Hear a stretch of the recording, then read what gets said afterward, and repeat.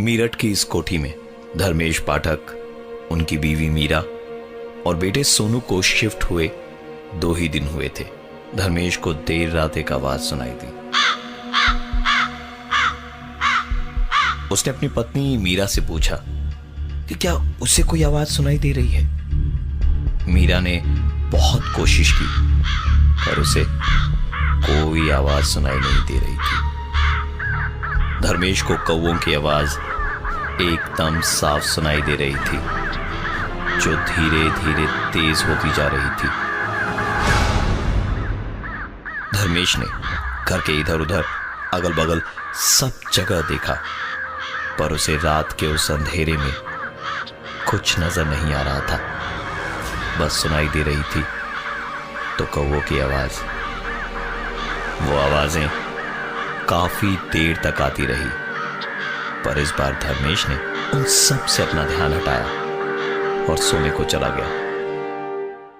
अगले दिन सुबह उठकर जब धर्मेश अपनी कोठी के छत पे जाने के लिए सीढ़ियों का इस्तेमाल कर रहा था, तो एक अजीब सी दुर्गंध उसके मन में घबराहट पैदा कर रही थी।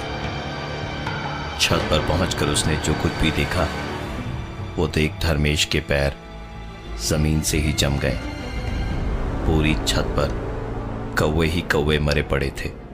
छत पे इतने कौवों की लाशें थी जैसे छत पे कोई काली परत चढ़ी हो, और कुछ कौवे वहां छत पर बैठे आवाज कर रहे थे।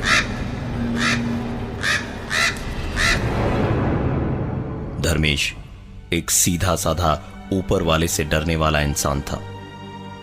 उन्होंने तुरंत इलाके के एक नामी पंडित जी को बुलाया, जो समय की कमी की वजह से देर शाम तक ही आए। धर्मेश की पूरी बात सुनने के बाद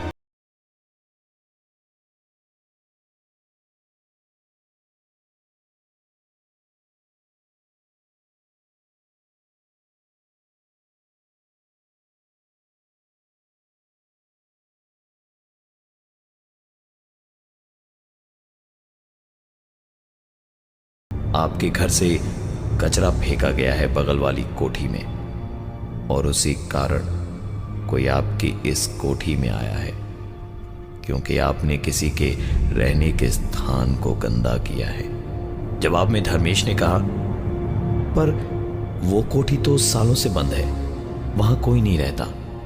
पंडित जी ने जवाब में कहा, जरूरी नहीं इस दुनिया की हर चीज आपको दिखाई दे, क्योंकि इस दुनिया के उस पार भी एक दुनिया है। जल्द से जल्द आप अपने घर में पूजा करवा लीजिए, सब कुछ ठीक हो जाएगा। पंडित जी ने अपनी बात खत्म की ही होगी कि खिड़की पे एक आवाज हुई।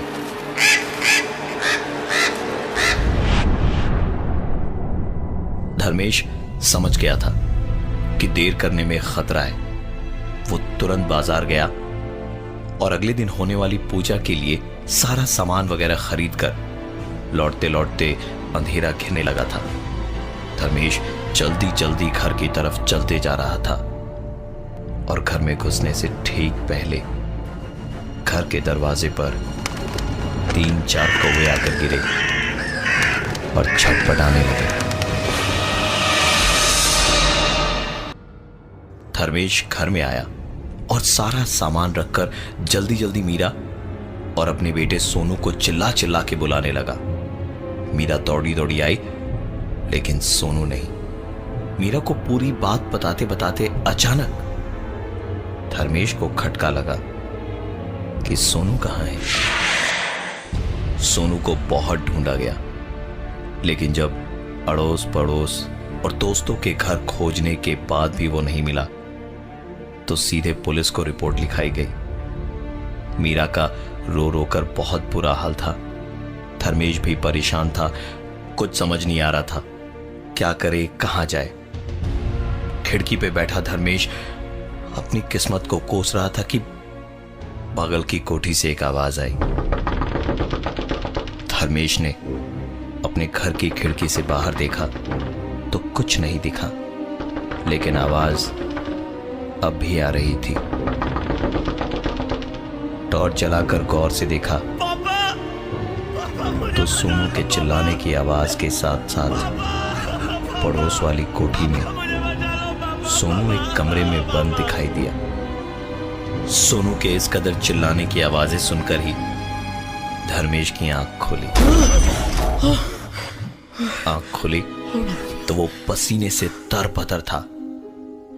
धर्मेश ने शायद कोई बुरा सपना देखा था, पर धर्मेश को जैसे लगा कि हो न हो सोनू वहीं मिलेगा, और मीरा को बिना बताए चुपचाप देर रात उठकर पड़ोस के उस पुरानी खाली पड़ी कोठी में घुस गया। वहां पहुंचा तो अंधेरे में एक धीमी सी आवाज उसे सुनाई दे रही थी। अंदर गलियारे में चल के आखिरी कमरे की तरफ चलते चलते जब धर्मेश 1 सेकंड को रुका तो जैसे उसके पैर के ऊपर से कुछ रेंगता हुआ गया। टॉर्च की रोशनी में अपने पैरों के ऊपर से धर्मेश ने एक सांप को रेंग कर आगे जाते हुए देखा। टॉर्च की ही रोशनी में जब नजर बाकी की दीवारों पर गई तो पूरे मकान में सांप ही सांप लटके हुए थे। सोनू किस हाल में होगा, सोच सोचकर धर्मेश हर पल और ज्यादा परेशान हो रहा था। इन सांपों से बचते बचते धर्मेश जरा आगे बढ़ा तो पूरे के पूरे चमगादड़ों के झुंड ने उसे घेर लिया। हाथ पैर मारते मारते जब धर्मेश बढ़ा तो देखा एक कमरे से हल्की सी रोशनी आ रही थी। वहां जाकर देखा तो एक जलती हुई मोमबत्ती की रोशनी में सोनू वहां बैठा खेल रहा था।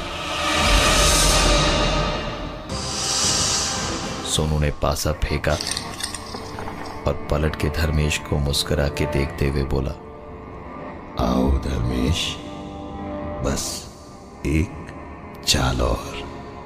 अगर सोनू जीत गया तो वो जाएगा, वरना यहीं रुक जाएगा।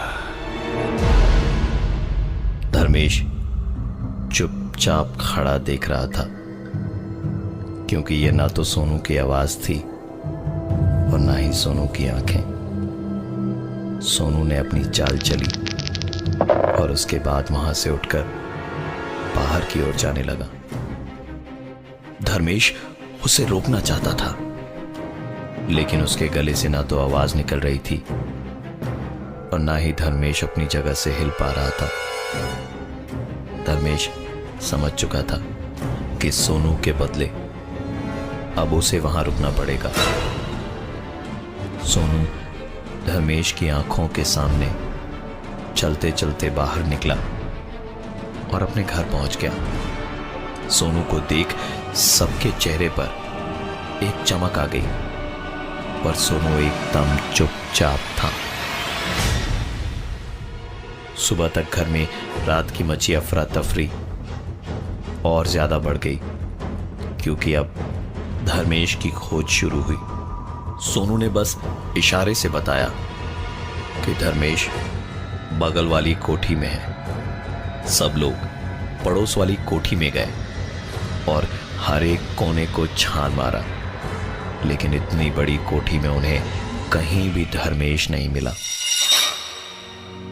वापस घर लौटकर सब एक कोने में हताश होकर बैठे थे। पूजा कब शुरू हो, कैसे हो भी या नहीं, यही सब सोच रहे थे, क्योंकि धर्मेश था ही नहीं। सब लोग परेशान बैठे थे और उधर सोनू ने मीरा को बताया कि धर्मेश उसी घर में बंद है। मीरा की परेशानी में अब आंसू भी जुड़ गए थे। रो रो कर मीरा का हाल बेहाल हो गया था और सोनू की तबीयत खराब होती जा रही थी। उसे तेज बुखार चढ़ता जा रहा था। सबका ध्यान शाम होते होते तेज होती कौवों की आवाज की तरफ गई। कौवों की आवाज सुनकर सोनू ने छत की तरफ इशारा किया।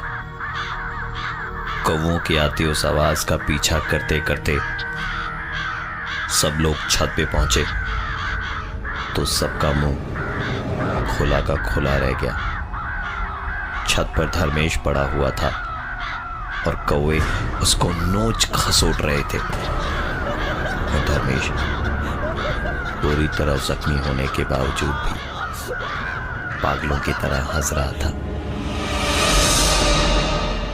किसी तरह उस पागलपन की हालत में धर्मेश को वहां से नीचे ले जाया गया। अरे मैं ठीक हूं। मैं ठीक हूं, मुझे छोड़ दो। कमरे के अंदर इस जख्मी हालत में खून की वजह से मक्खियां भिनभिनाने लगी और धर्मेश बेहोश हो गया। जब धर्मेश की आंख खुली तो उसने अपने हाथ पैर बहुत मारे, अरे खोलो इसे। लेकिन हिल तक नहीं पाया मुझे मारना क्योंकि उसे बुरी तरह जंजीरों से बांध के रखा गया था। मीरा, मैं पागल नहीं हूं। धर्मेश तड़प रहा था, मीरा, इन जंजीरों को। उसे दर्द हो रहा था, लेकिन कोई उसकी सुनने को तैयार नहीं था। सोनू लगातार उसकी तरफ उंगली से इशारा किए जा रहा था। धर्मेश से जब रहा नहीं गया तो उसने चिल्लाना शुरू कर दिया। मेरी बात सुनो, मुझे नहीं, सोनू को भूत ने पकड़ा है। मैं ठीक हूं। अरे क्यों नहीं सुन रहे मेरी बात? मैं ठीक हूं, मैं ठीक हूं, मुझे कुछ नहीं हुआ है। सोनू की तरफ ध्यान दो। धर्मेश चिल्लाता भी तो कितना और कब तक, क्योंकि पूरे बदन में उसके चोटें ही चोटें थी। मीरा ये सब सुनते सुनते बुरी तरह से टूट चुकी थी। एक बार वो धर्मेश को देखती तो एक बार सोनू को। थोड़ी देर बाद जब धर्मेश शांत हुआ तो मीरा ने पलट के देखा, सोनू वहां नहीं था। पूजा को बीच में ही रोक सोनू को ढूंढना शुरू किया सबने, लेकिन सोनू कहीं नहीं मिला। धर्मेश ने चिल्लाते हुए कहा, मत करो मेरी बातों का विश्वास। सोनू कहीं और नहीं, बगल वाली कोठी में है। जाकर देख लो, वहां पे वही मिलेगा सोनू। और प्लीज मुझे भी ले चलो, मुझे खोल दो। धर्मेश ने रोते गिड़गिड़ाते हुए कहा, प्लीज मुझे खोल दो, मैं भी जाना चाहता हूं, मुझे यहां पर अकेला मत छोड़ो। मीरा के कहने पर धर्मेश को खोल दिया गया। धर्मेश आगे आगे गया और बाकी सारे लोग उसके पीछे पीछे। धर्मेश सीधा उस कमरे की ओर गया जहां कल रात को सोनू उसे बैठा हुआ मिला था। देखने वालों को अपनी आंखों पर यकीन नहीं हो रहा था। सोनू उस कमरे में एक मोमबत्ती के सामने बैठा खेल रहा था। पीछे से पंडित जी और रिश्तेदार भी वहां पहुंचे। पंडित ने बताया कि कुछ भी हो जाए पर पूजा यहीं करनी पड़ेगी, नहीं तो सोनू की जान को खतरा हो सकता है। मंत्रों के उपयोग के साथ साथ शुरू हुआ सोनू का छटपटाना और चीखना, लेकिन ये चीख उसकी नहीं किसी और की थी। और कुछ देर के बाद सोनू बेहोश हो गया। आज भी वो दिन याद करके धर्मेश और मीरा डर जाते हैं, लेकिन तब से लेकर आज तक कभी दोबारा उनके साथ ऐसा कुछ नहीं हुआ, क्योंकि उस घटना के तुरंत बाद ही